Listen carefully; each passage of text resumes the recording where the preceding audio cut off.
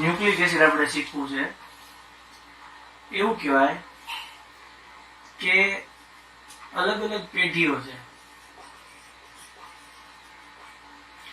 એમાંથી જયારે નવી પેઢીનો જન્મ થાય, નવી પેઢીઓ જન્મે એટલે પેઢી દર પેઢી નવી જન્મે એટલે પેઢીઓ દર પેઢીઓ નવી નવી આવતી જાય ત્યારે એની અંદર અમુક લક્ષણો છે, એ અમુક લક્ષણોમાં સામ્યતા આવે અને એ સામ્યતાની સાથે ભિન્નતા આવે અને એ જે ભિન્નતા છે એ શરીરમાં રહેલા જનીનોને કારણે હોય. અને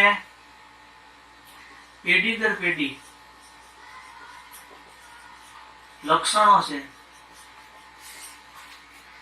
એનું ઉતરી આવવું એને આપણે આનુવંશિકતા કહીએ. આનુવંશિકતા જે છે ઈ ડીએનએ અને આરએનએ ને કારણે અને આ આનુવંશિકતા છે એ રંગસૂત્રો પરથી આવે. રંગસૂત્રો છે એ કોષ કેન્દ્રમાં રહેલા હોય. કોષ કેન્દ્રમાં રંગ દ્રવ્ય હોય જેને આપણે ક્રોમેટીન કહેવાય અને ઈ ક્રોમેટીન રંગ દ્રવ્યમાંથી રંગસૂત્રો બને. આવા રંગસૂત્રો પર કોણ આવેલું હોય? ડીએનએ અને આરએનએ આવેલા હોય. ડી એટલે ડીઓક્સી રિબો ન્યુક્લિક એસિડ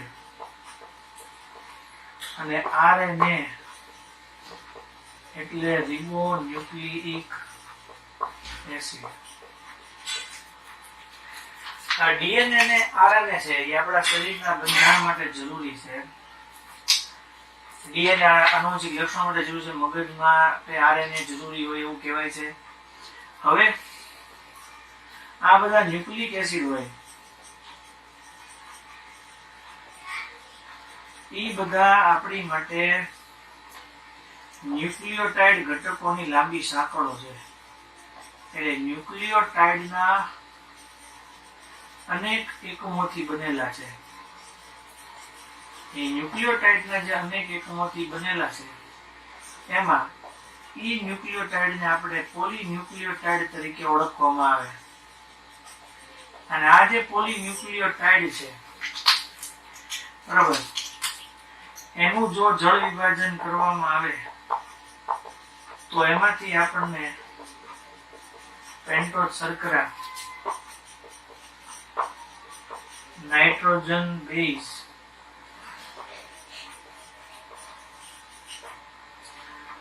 અને ફોસ્ફેટ સમૂહ આવું બધું મળે. તો આવી રીતે આખું હોય. વૈજ્ઞાનિક હતા ડોક્ટર એચ.સી. ક્રિક બરાબર અને જેડી વોટસન. જેડી વોટસન અને એચ.સી. ક્રિક નામના વૈજ્ઞાનિકે આવું ડીએનએનું સર્પિલાકારનું બંધારણ બનાવ્યું હતું.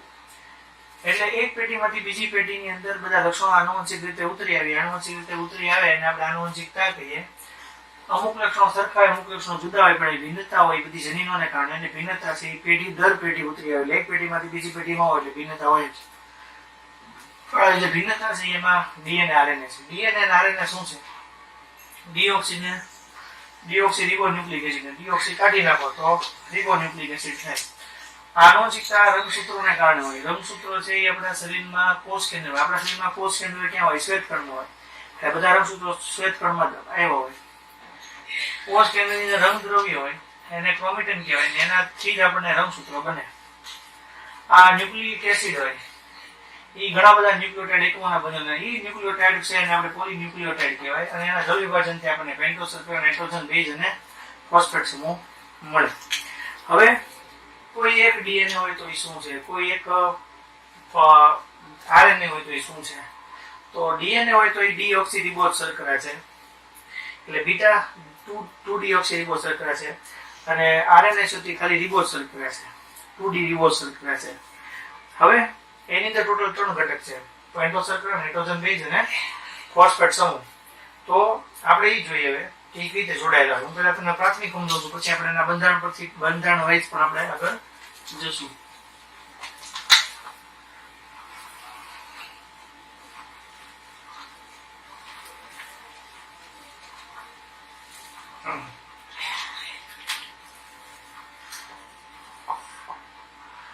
હવે પેલો ઘટક છે એ પેન્ટોઝ શર્કરા છે. એમાં બે શર્કરા આવે, 2-deoxyriboz શર્કરા આવે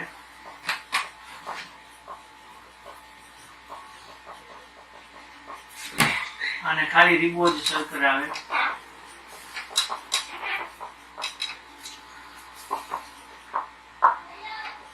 પછી નાઇટ્રોજન બેઝ આવે, એની અંદર આવે પ્યુરિન અને એની અંદર આવે પિરિમિડિન. પ્યુરિન હોય આપણા માટે દ્વિચક્રીય હોય, એટલે બે ચક્રથી જોડાઈને બનેલો હોય, અને પિરિમિડિન છે એ એક ચક્રીય હોય, એક ચક્રથી બનેલો હોય. નાઇટ્રોજન બેઝ હોય એમાં ડીએનએ હોય, તો એમાં AGCT આવેલો હોય, યુ ન હોય. આ પરીક્ષામાં પૂછાયેલું છે. આરએનએ હોય તો AGCU હોય, એમાં ટી ન હોય. એટલા બધાના નામ છે. પેલું છે આપણા માટે જે નામ છે એનું નામ છે એડેનિન.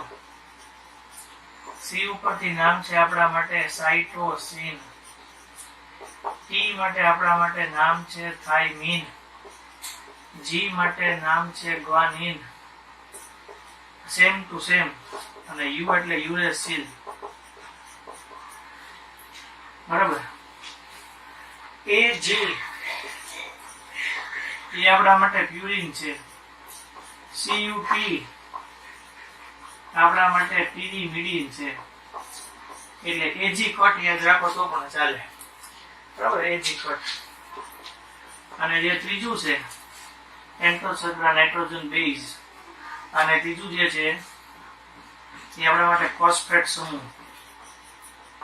એ જે ફોસ્ફેટ સમૂહ છે એની અંદર આવે ફોસ્ફોરિક એસિડ PO4-3.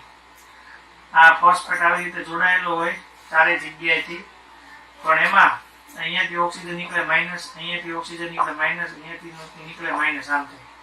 એટલે અહીંયા દરેક જગ્યાએ ફોસ્ફોરિક એસિડમાં OH જોડાયેલા હોય. આમાંથી તમે હાઇડ્રોજન કાઢી નાખો એટલે અહીંયા જે આવે એ માઇનસ આવશે, માઇનસ આવે. આને PO4-3 ફોસ્ફેટ સમૂહ કહેવાય. આ બીજા MCQ જેવું છે કે જ્યારે બેઝ અને શર્કરાનું જોડાણ થાય, બેઝ એટલે નાઇટ્રોજન બેઝ અને શર્કરા એટલે પેન્ટોઝ શર્કરા જોડાય, ત્યારે એમાંથી આપણને ન્યુક્લિયોસાઇડ મળે. પણ એવી જ રીતે જ્યારે બેઝ, શર્કરા અને ફોસ્ફેટ આ બધું જોડાય ત્યારે આપણને શું મળે? ન્યુક્લિયોટાઇડ મળે. આ બધા MCQ છે, દરેક MCQ છે. પેન્ટોઝ શર્કરામાં કોણ આવે? નાઇટ્રોજન બેઝ કેટલા પ્રકારના હોય? કોણ દ્વિચક્રીય છે, કોણ એક ચક્રીય છે. પ્યુરિન હોય તો કયા, પિરિમિડિન હોય તો કયા. ફોસ્ફેટ સમૂહમાં કયો એસિડ આવે? તો આ જ આપણી માટે ફોસ્ફોરિક એસિડ. ન્યુક્લિયોસાઇડ કઈ રીતે બને? બેઝ શર્કરાનું જોડાણ તેનાથી ન્યુક્લિયોસાઇડ બને. ન્યુક્લિયોટાઇડ કઈ રીતે બને? બેઝ શર્કરા અને ફોસ્ફેટના જોડાણથી શું બને? ન્યુક્લિયોટાઇડ બને. ઓકે, હવે જે આપણે આગળ જઈએ તો એ બધું જોડાયેલું કઈ રીતે હોય, તો આપણે એ કદી જોઈ લઈએ છીએ એ જોડાયેલું કઈ રીતે હશે.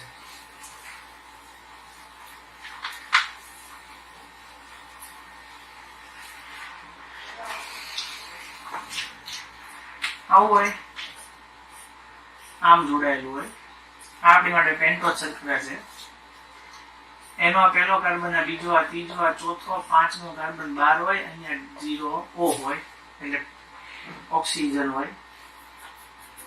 પેન્ટોઝ શર્કરામાં પાંચમો કાર્બન આવી રીતે જોડાયેલો હોય. પાંચમા કાર્બનને ફોસ્ફેટ સમૂહ જોડાયેલો હોય. પહેલા કાર્બનને નાઇટ્રોજન બેઝ જોડાયેલો હોય. પ્યુરિન હોય તો હું એને આવી રીતે બતાવીશ. પિરિમિડિન હોય તો હું એને આવી રીતે બતાવીશ. હંમેશા પ્યુરિન પિરિમિડિન સાથે જોડાય. હંમેશા પ્યુરિન છે એ કોની સાથે જોડાય? પિરિમિડિન સાથે. ઈ પિરિમિડિન સાથે જોડાય ત્યારે નબળા હાઇડ્રોજન બંધથી જોડાય. તો પ્યુરિન જ્યારે પિરિમિડિન સાથે નબળા હાઇડ્રોજન બંધથી જોડાય તો આવું હોય. એની સાથે P જોડાય, G ની સાથે C જોડાય. અમને છોકરાઓને ભણતા ત્યારે શીખવાડતા અમારા સાહેબ, અમે અને તમે બે જણા બે હાઇડ્રોજન બંધ બને. ગયા કોલેજ. ક્યાં ગયા? કોલેજ. કેટલા શબ્દ? 3. વચ્ચે 3 બંધ બને. એટલે અમે તમે ગયા કોલેજ આવું યાદ રખાવતા. તો અમે તમે એટલે બે બંધ. એડેનિન થાઇમિન વચ્ચે બે નબળા હાઇડ્રોજન બંધ. એટલે ગયા કોલેજ ઉપરથી પણ 3 બંધ. આવી રીતે થાય. હવે અહીંયા ધારો કે એ જોડાણ. તો આ આપણી માટે બેઝ. આ આપણી માટે શું થયું? બેઝ. આ આપણી માટે થઈ શર્કરા. આ આપણી માટે થયો ફોસ્ફેટ. આ આપણી માટે થયો બેઝ. આ આપણી માટે થઈ શર્કરા. આ આપણી માટે થયો ફોસ્ફેટ. એટલે એક ન્યુક્લિયોટાઇડ આ બન્યો. હવે એની સાથે T જોડાય તો એ આવી રીતે જોડાશે.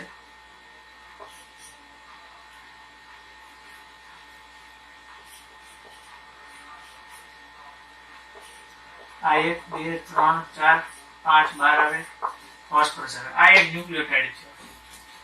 અહીંયા વચ્ચે ડી કહીએ, આપણે ડી કહીએ. 1 2 3 અહીંયા શું આવશે? 5 નો કાપો. અહીંયા 5 આવે. અહીંયા શરૂ થયું કેવાય 5. અહીંયા શરૂ થયું કેવાય 3, કારણ કે ઉપર 3 છે.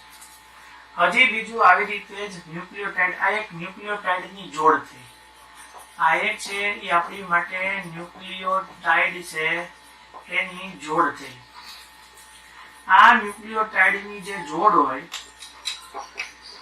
એ એકબીજા સાથે જ્યારે જોડાય, G ની સાથે અહીંયા C જોડાય 3 બંધથી. 1 2 3 4 અને 5 અહીંયા જોડાયેલો હોય ફોસ્ફરસ.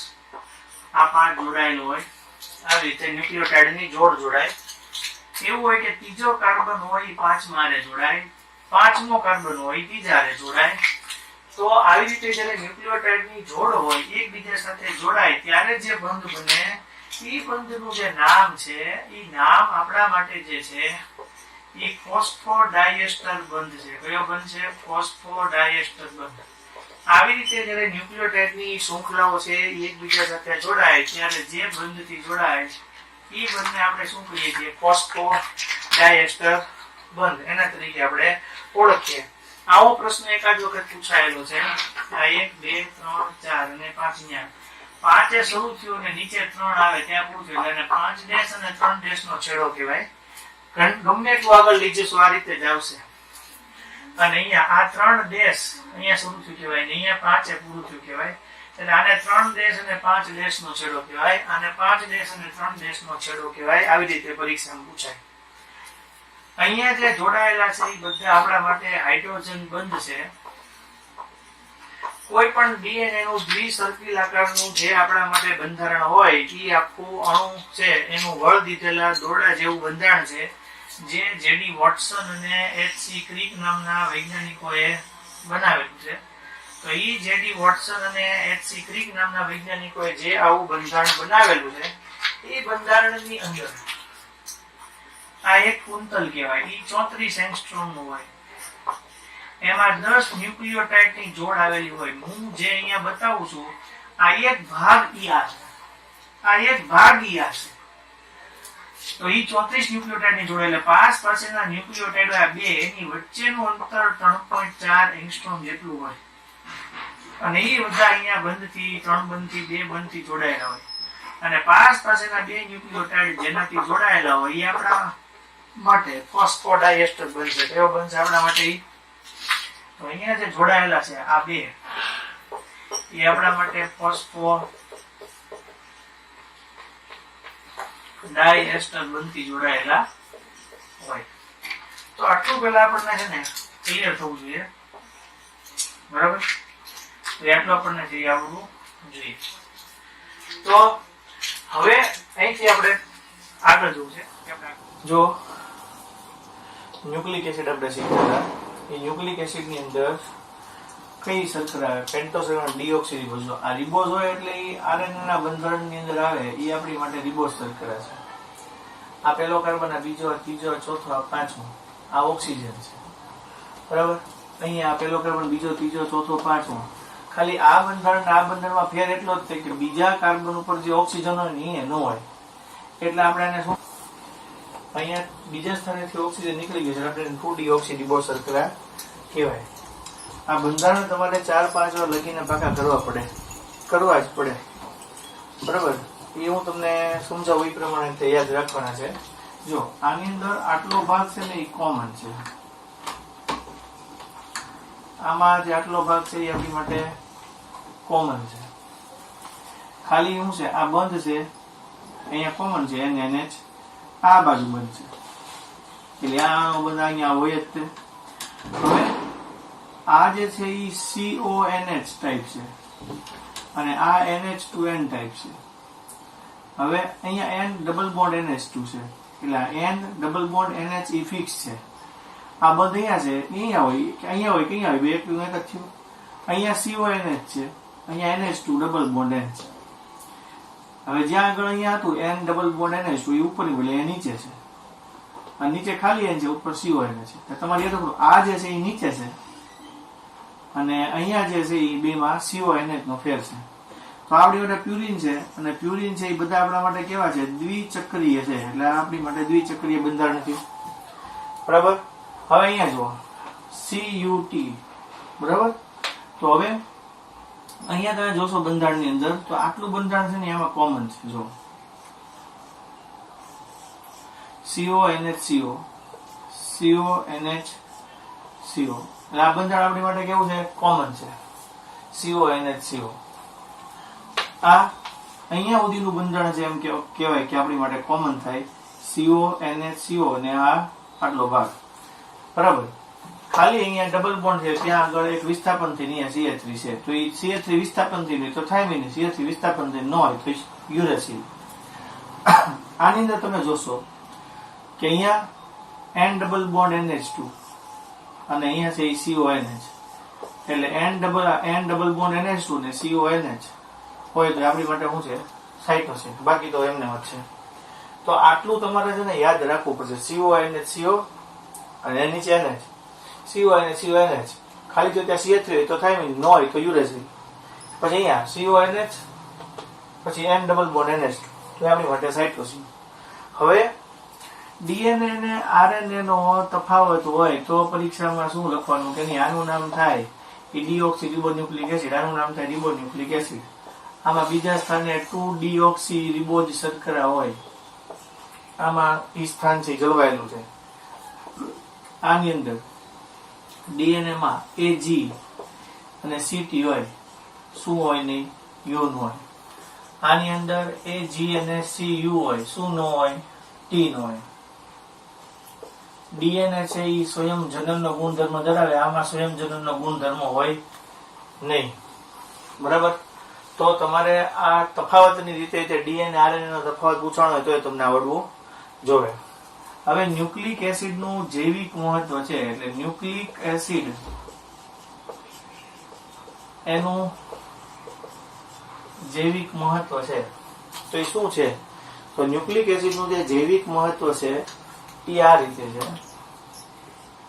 કે એ જે ન્યુક્લિક એસિડ છે આપણે માટે એ પેલું કે આપણી ઓળખ જાળવી રાખે. ક્યાં સુધી જાળવી રાખે? લાખો વર્ષો સુધી આપણી ઓળખ છે એ જાળવી રાખે, અને આપણી જે જનીનિક માહિતી હોય એ જનીનિક માહિતીને શું કરે? ભેગી કરે. જનીનિક માહિતી હોય એને જાળવી રાખે ને સ્ટોર કરે, અને લાખો વર્ષો સુધી આપણી ઓળખ જાળવી રાખે. બીજું, DNA છે એ પોતે સ્વયં જનનનો ગુણધર્મ ધરાવતા હોય. બરાબર?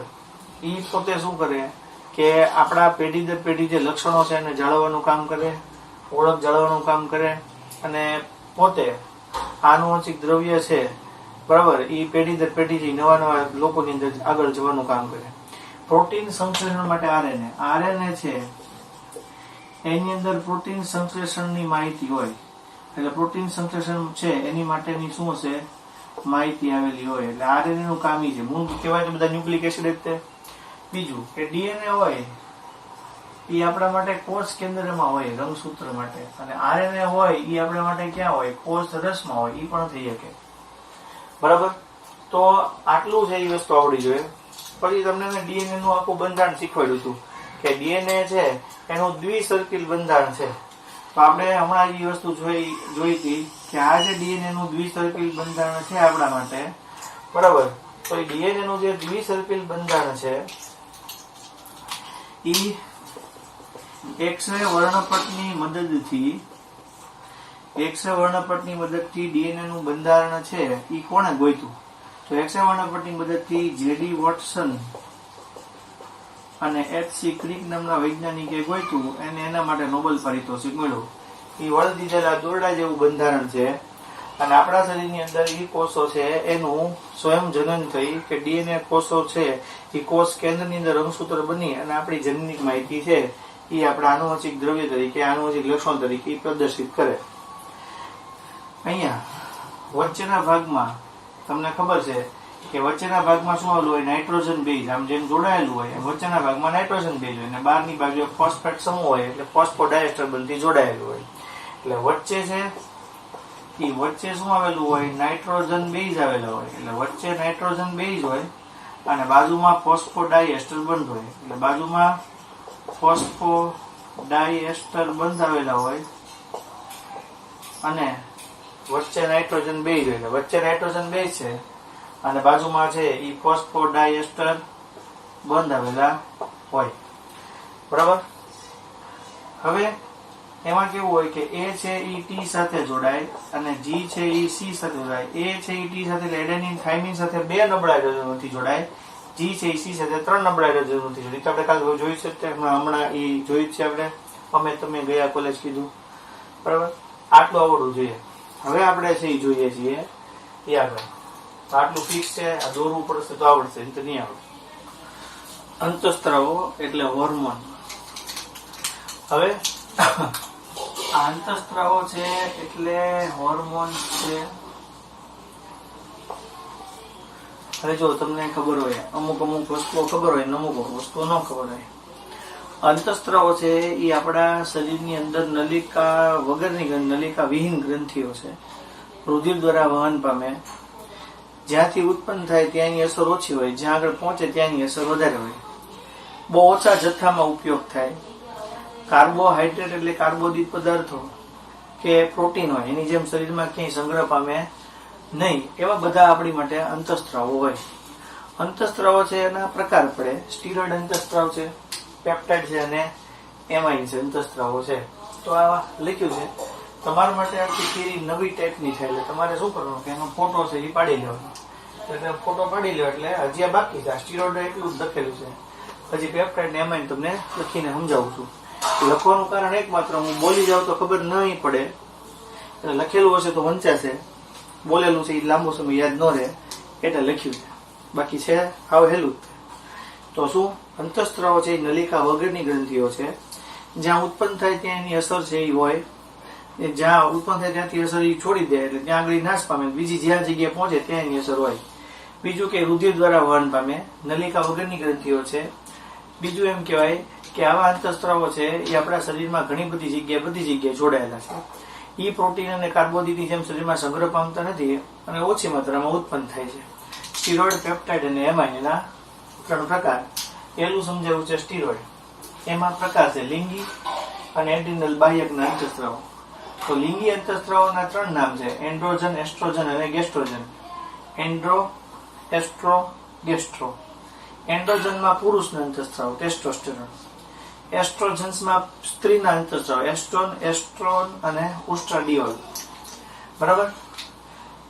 આપણને ખબર છે ટેસ્ટોસ્ટેરોન થી શુક્રપિંડ હારે જોડાયેલો છે. શુક્રપિંડ હારે જોડાયેલો એટલે એ ટેસ્ટોસ્ટેરોન ક્યાં હોય? વૃષણ કોથળીમાં હોય. જે નર લિંગી વિકાસના એટલે નર સજીવોની અંદર લિંગી વિકાસ છે એનું નિયંત્રણ અને શું કરે? નિયમન કરે.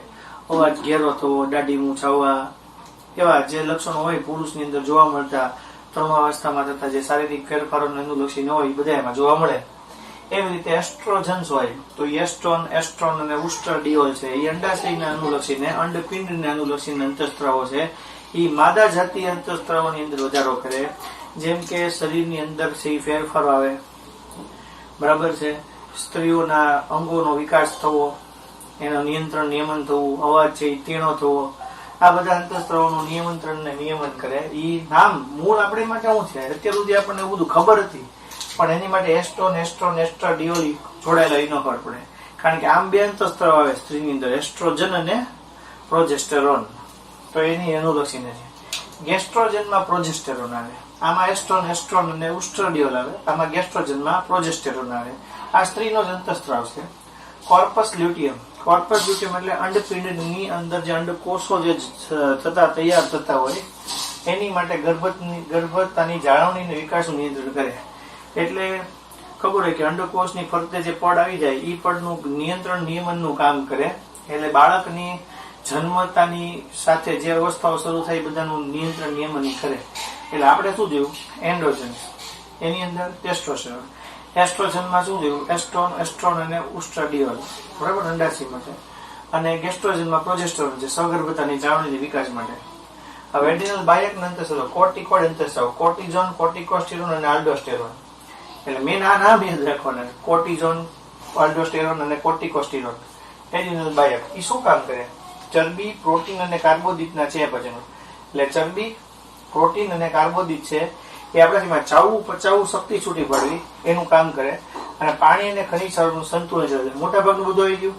જે આપણા શરીરમાં શક્તિના મુખ્ય સ્ત્રોત છે, કાર્બોહાઈડ્રેટ, પ્રોટીન, વિટામિન, કાર્બોદિત, પ્રોટીન, લિપિડ, પાણી અને ખનિજ સારો, એ બધાના સંતુલનનું નિયંત્રણ કરે. એટલે જે ખાવા યોગ્ય વસ્તુઓ છે, જે કાર્બોદિત, પ્રોટીન, ચરબી, એમાં ચયાપચયનું નિયમન કરે. પાણી અને ખનિજ સારો છે, આયનો K+, Na+, આ બધાને ટેસ્ટ થાય. સોડિયમ છે, પોટેશિયમ છે, ક્લોરાઇડ છે, એ બધાને ટેસ્ટ થાય. એ બધાના ખનિજ સારોનું શું કરે, નિયંત્રણ અને નિયમન કરે. તો શું આપણને ખબર પડી, અંતઃસ્ત્રાવો છે એ પ્રકારના જૈવિક અણુઓ છે, નલિકા રેત ગ્રંથિઓ છે, રુધિર દ્વારા વહન પામે, ચયાપચયની ક્રિયાનું નિયમન કરે, ખૂબ જ ઓછી માત્રામાં ઉત્પન્ન થાય, શરીરમાં સંગ્રહ ન થાય પરંતુ ઉત્પન્ન થતા રહે, બરાબર. ત્રીજું સ્ટીરોઇડ, પેપ્ટાઇડ અને એમાઇન. તો એમાં પહેલું એન્ડ્રોજન, એસ્ટ્રોજન અને ગેસ્ટ્રોજન. પુરુષ પોતે અંડાશય અને કોર્પસ લ્યુટિયમ. એડ્રિનલની અંદર કોર્ટિકોઇડ્સ, કોર્ટિઝોન, કોર્ટિકોસ્ટેરોન અને આલ્ડોસ્ટેરોન, બરાબર. ચરબી, પ્રોટીન, કાર્બોદિતના ચયાપચય નિયમન કરે, શરીરમાં પાણી અને ખનિજ સારોનું સંતુલન નિયમન કરે. તો આ આપણી માટે થઈ ગયા અંતઃસ્ત્રાવો. હવે હું તમને બાકીના બે અંતઃસ્ત્રાવો શીખવાડું છું, એ આપણે જોઈએ. પેપ્ટાઇડ અંતઃસ્ત્રાવો. પેપ્ટાઇડ ની અંદર ટોટલ 4 નામ છે. ઓક્સિટોસિન, વેસોપ્રેસિન. ઓક્સિટોસિન અને વેસોપ્રેસિન માં એવું બધું આવે છે કે વેસોકન્સ્ટ્રિક્ટર તરીકે ડાયાબિટીસ હોય તેમાં શરીરમાં શર્કરાનું જાળવણી કરે. મૂત્ર દ્વારા વધારાની શર્કરા નીકળી જાય તો તમને ખબર, ડાયાબિટીસ હોય ને ટાઈપ આવે, ડાયાબિટીસ મેલિટસ ને ડાયાબિટીસ ઇન્સિપિડિસ આવે. તો મેલિટસ થી થતું વધારે પ્રમાણનું ડાયાબિટીસ હોય તો એમાં મૂત્ર વાટે શર્કરા નીકળી જાય. એટલે એમાં લખ્યું છે કે મૂત્રપિંડમાં પાણીના પુનઃશોષણની રચનાને નિયંત્રણ કરે. ઓક્સિટેસિન એટલે બાળક જયારે જન્મે પછી ગર્ભાશય છે એ પછી સ્તન ગ્રંથિમાંથી દૂધનો સ્ત્રાવ કરવો. એટલે ગર્ભાશય છે એમાં સંકોચનને નિયંત્રણ કરે અને સ્તન ગ્રંથિમાંથી થતા દૂધને નિયંત્રણ કરે અને મુક્ત કરે. દૂધનું સ્તન ગ્રંથિમાંથી દૂધને મુક્ત કરવા માટે જવાબદાર હોય. આ છે એન્જીઓટેસિન 2. એટલે એન્જીઓટેસિન લખેલું છે, નામમાં કઈક ચેન્જ હોઈ શકે, બરાબર. એ વ્યક્તિના લોહીની અંદર હોય. એટલે આપણું જે રુધિરની રક્ત પ્રવાહી હોય, રક્તનું પ્રવાહી હોય, રુધિર રસ હોય, એ રુધિર રસની અંદર જે બ્લડ પ્લાઝમા કહેવાય, એની અંદર રુધિરના દબાણ સાથે રુધિરનું સંકોચન કરવા માટે જવાબદાર હોય. એટલે રુધિરનું દબાણ જે ઉચ્ચ દબાણ થઈ જાય ત્યારે એ રુધિરના દબાણને નિયંત્રણ કરવા માટે જવાબદાર હોય. ઇન્સ્યુલિન છે એ સ્વાદુપિંડ છે. એટલે આપણે જઠરો એની પાછળ આવેલો સ્વાદુપિંડ, એ ઇન્સ્યુલિન શું કરે, આપણા લોહીની અંદર ગ્લુકોઝની માત્રા જાળવવાનું કામ કરે. એટલે ગ્લુકોઝ છે એ લોહીની અંદર બહુ વધઘટ ન થઈ જાય એ જાળવવાનું કામ કરે. એ સ્વાદુપિંડ છે, એમાં રહેલો ઇન્સ્યુલિન અંતઃસ્ત્રાવ. એટલે પેલા આટલું છે કે ઓક્સિટેસિન તો શું કરે, જન્મના સમયે ગર્ભાશય છે એના સંકોચનને નિયંત્રણ કરે અને સ્તન ગ્રંથિમાંથી દૂધ છે એને મુક્ત કરે. વેસોપ્રેસિન હોય એ પાસો પિચ્યુટરી ગ્રંથિનો અંતઃસ્ત્રાવ છે. એ શું કામ કરે, તો એ મેઇન કામ કરે, મૂત્રપિંડમાં પાણીના પુનઃશોષણની ક્રિયા છે એને નિયંત્રણ કરે. એન્જીઓટેસિન 2 વાહિનીમાં છે. એટલે વાહિની એટલે એ બ્લડ બધી વેસલ્સ હોય, વેસલ્સ આ બ્લડ ની બધી જે લઈ જતી કેપિલરીઝ હોય એને કેપિલરી કહેવાય, રુધિર વાહિનીઓ. એની અંદર વ્યક્તિના રુધિરરસમાં આવેલું હોય, જે શું કામ કરે, રુધિરનું જો ઊંચું દબાણ થાય તેનું રુધિરનું સંકોચન કરવા માટે જવાબદાર હોય. ઇન્સ્યુલિન જે સ્વાદુપિંડમાં આવેલો છે, જે ગ્લુકોઝના ચયાપચય છે એનું નિયંત્રણ કરીને રુધિરમાં ગ્લુકોઝના સ્તરને જાળવે. તો પેલા 4 કયા? ઓક્સિટોસિન, વેસોપ્રેસિન, એન્જીઓટેન્સિન 2 અને ઇન્સ્યુલિન. ક્યાં હોય? પેલા 2 પાર્શ્વ પિટ્યુટરી ગ્રંથિમાં. પિટ્યુટરી કહેવાય મગજમાં આવેલી હોય, આ રુધિરરસમાં સ્વાદુપિંડમાં. બાકીના ઉદાહરણ. હવે એડ્રેનાલિન છે અને એપિનેફ્રિન ની કહેવાય. હવે આને રિલેટેડ તમને ખબર છે કે લોહીને પાતળું કરવાની દવા આવે, બરાબર. બીજું કે આપણને અમુક સ્થિતિઓ સામે લડવા માટે તૈયાર કરે. એડ્રેનાલિનમાં 2 અંતસ્ત્રાવ આવે, એડ્રેનાલિન અને નોર એડ્રેનાલિન એવું આવે. લડો યા ભાગો આપણે જેને કહેતા, તમે 10માં એવું શીખી ગયા છો. તો તેમાં સંયોજન છે સૌથી પહેલું. ક્યારેક પૂછે કે સૌથી પહેલો અલગ કરેલો અંતસ્ત્રાવ કયો છે, છૂટો પાડેલો અંતસ્ત્રાવ કયો છે, તો એ આપણી માટે એડ્રેનાલિન છે. એ ધબકારાનો દર, રુધિરના પ્રવાહના વેગમાં વધારો કરવો, એ બધા વાળે જોડેલું છે. એટલે આપાતકાલીન પરિસ્થિતિ હોય એ સમયે આપણે લડવા માટે તૈયાર કરે. બીજું, આપણા યકૃતમાં ગ્લાયકોજન હોય, યકૃત અહીંયા છે અને એની અંદર ગ્લાયકોજન એનું ગ્લુકોઝમાં રૂપાંતર કરે અને ચરબી હોય તેનું ફેટી એસિડમાં રૂપાંતર કરે. આ બધા ગુણધર્મો છે એના કારણે એનો દવા માટે ખૂબ ઉપયોગી એને બનાવે, દવા માટે એનો ખૂબ ઉપયોગી બનાવે. પછી થાઇરોક્સિન, થાઇરોઇડ ગ્રંથિમાં હોય, એ કાર્બોદિત, લિપિડ અને પ્રોટીન હોય, એના ચયાપચયનું નિયમન કરે. એટલે આપણે થાઇરોઇડ ગ્રંથિમાંથી નીકળતો તો થાઇરોક્સિન છે, કાર્બોદિત, પ્રોટીન, લિપિડ હોય, એ બધાના ચયાપચયનું નિયમન કરે. તો આપણે બધા યાદ રહી જવા જોઈએ. ચાલો, શું પેપ્ટાઇડમાં શું? ઓક્સિટોસિન, વેસોપ્રેસિન, એન્જીઓટેન્સિન 2 અને ઇન્સ્યુલિન. પાર્શ્વ પિટ્યુટરી, રુધિરરસ અને સ્વાદુપિંડ. શું આવ્યું? આપણે જન્મના સમય, જન્મને ગર્ભાશય છે એનું સંકોચન ને નિયંત્રણ કરે અને પછી સ્તન ગ્રંથિમાંથી દૂધને મુક્ત કરે. પછી વેસોપ્રેસિન છે મૂત્રપિંડમાં પાણીના પુનઃશોષણની રચનાને નિયંત્રિત કરે. એન્જીઓટેન્સિન છે રુધિરના ઉચ્ચ દબાણને રુધિરનું સંકોચન આવે અને ગ્લુકોઝના ચયાપચયનું નિયંત્રણ કરે અને ગ્લુકોઝ છે એને રુધિરની અંદર ગ્લુકોઝની માત્રાને જાળવે. પછી છે એડ્રેનાલિન, એપિનેફ્રિન. એમાં સંયોજનો સૌથી પહેલા અલગ કરેલો અંતસ્ત્રાવ આપણા શરીરની અંદર મેં તમને કીધું પ્રમાણે આપાતકાલીન સ્થિતિ છે એની સામે રક્ષણ આપવા માટે ઉપયોગી હોય. અને બીજું મેં તમને કીધું કે યકૃતની અંદર ગ્લાયકોજનનું ગ્લુકોઝમાં રૂપાંતર કરે. અને બીજું મેં તમને સમજાવ્યું કે ચરબીનું ફેટી એસિડમાં રૂપાંતર કરશે. અને આ બધા કામ એના બહુ અગત્યના એટલે એના દવા માટે ઉપયોગી છે. પછી થાઇરોઇડની અંદર થાઇરોઇડ ગ્રંથિ માટે કાર્બોહાઈડ્રેટ, લિપિડ, પ્રોટીનના ચયાપચયનું નિયમન અને નિયંત્રણ કરે. તો આ આપણી માટે થઈ ગયા બધા અંતસ્ત્રાવો. ઓકે, તો ગ્લાયકોજન છે એનું બહુ ડિટેલમાં ક્યાંય છે નહીં, પણ ગ્લાયકોજન શું છે? એક સ્વરૂપે આપણા શરીરમાં જમા થતી ચરબી છે. અને ઈ ગ્લાયકોજન છે એ આપણા જે શરીરની અંદર એમાં હોય ગ્લુકોકોર્ટિકોઇડ એવું બધું આવે, મિનરલ કોર્ટિકોઇડ આવે, ગ્લુકોકોર્ટિકોઇડ આવે, બરાબર. મિનરલ એટલે હું શરીરની અંદર પોટેશિયમ, સોડિયમ આયનોનું પ્રમાણ આવે. ગ્લુકોકોર્ટિકોઇડ એટલે કાર્બોહાઈડ્રેટ, પ્રોટીન, ચરબી છે એનું ધ્યાન રાખે. અને બાકી હું હોય જાતીય કોર્ટિકોઇડ હોય. તો જાતીય કોર્ટિકોઇડ ની અંદર શું હોય? આપણા શુક્રપિંડ અને અંડપિંડમાંથી નીકળતા અંતસ્ત્રાવ હોય, બરાબર, એનું નિયમન કરે. એટલે કોર્ટિકોઇડ આવે એટલે બધા પ્રકારના અંતસ્ત્રાવો થઈ ગયા. મિનરલ હોય તો એ શરીરમાં મિનરલનું પ્રમાણ છે. મિનરલ એટલે હું સોડિયમ, પોટેશિયમ, ક્લોરાઇડ, સલ્ફેટ એ બધા આવે. જાતીય કોર્ટિકોઇડ હોય તો એ શુક્રપિંડ, અંડપિંડ રિલેટેડ આવે. મિનરલ, ગ્લુકો અને જાતીય. અને ગ્લુકોકોર્ટિકોઇડ હોય તો એ બધા શું થાય? કાર્બોહાઈડ્રેટ, પ્રોટીન અને ચરબી માટે આવે. અને ગ્લાયકોજન છે એ શરીરની અંદર જમા થતી ચરબી છે, જે ચામડી નીચે હોય. એ સમય એ ઉપરાંત યકૃતની અંદર ગ્લાયકોજન સ્વરૂપે ચરબી જમા થયેલી હોય, જે સમય અનુસાર ગ્લુકોઝમાં ફેરવાતી હોય. તો આટલું આવે. હવે બાકીનું જે છે એ આપણે એમસીક્યુ રિલેટેડ આવે. તો એમસીક્યુ રિલેટેડ જે છે એ આપણે જોતા જવું હોય તો આપણે એ જોઈએ.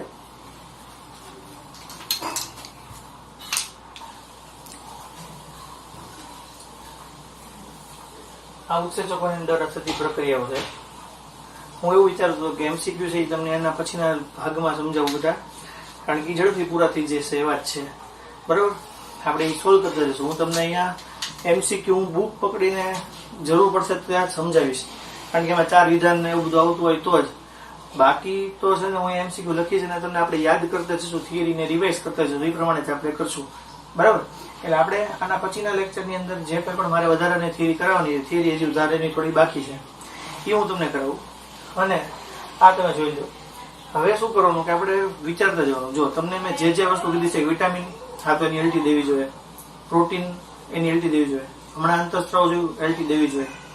એટલે કઈ વસ્તુની એલટી તમારે દેવી જોઈએ? કાર્બોહાઈડ્રેટમાં મેં તમને જે કીધું હતું એ પૂરું થાય પછી. બીજું પ્રોટીન છે, એના પ્રોટીન છે એમાં એમિનો એસિડ છે બધાની, વિટામિનની અને અંતસ્ત્રાવોની. બરાબર. અને આજે મેં તમને બધા adenine, guanine, thiamine, cytosine, uracil બધા કરાવ્યા, એ બધા પાકા કરવા જ પડે, કારણ કે એ બધું પૂછાય. આ બધું શું છે? થિયોરિટિકલ છે.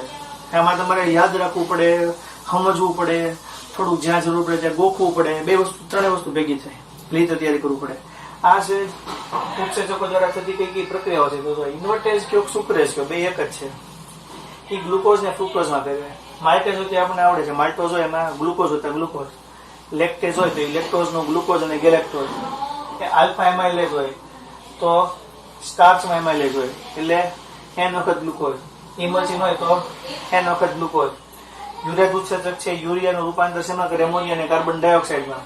કાર્બનિક એનહાઇડ્રાઇડ હોય તો એ આપણી માટે કાર્બોનિક એસિડ H2CO3, H2 અને CO2 માં રૂપાંતર કરે. પેપ્સિન હોય કે ટ્રિપ્સિન, એ આપણા શરીરમાં જઠરની અંદર પાચન માટે જવાબદાર હોય. તો એ શું કરે? એ પેપ્સિન કે ટ્રિપ્સિન છે એ આપણી માટે આલ્ફા એમિનો એસિડ બનાવે પ્રોટીનના જળ વિભાજનથી. ન્યુક્લિયસ છે એ ડીએનએ અથવા આરએનએ માંથી ન્યુક્લિયોટાઇડ્સ બનાવે.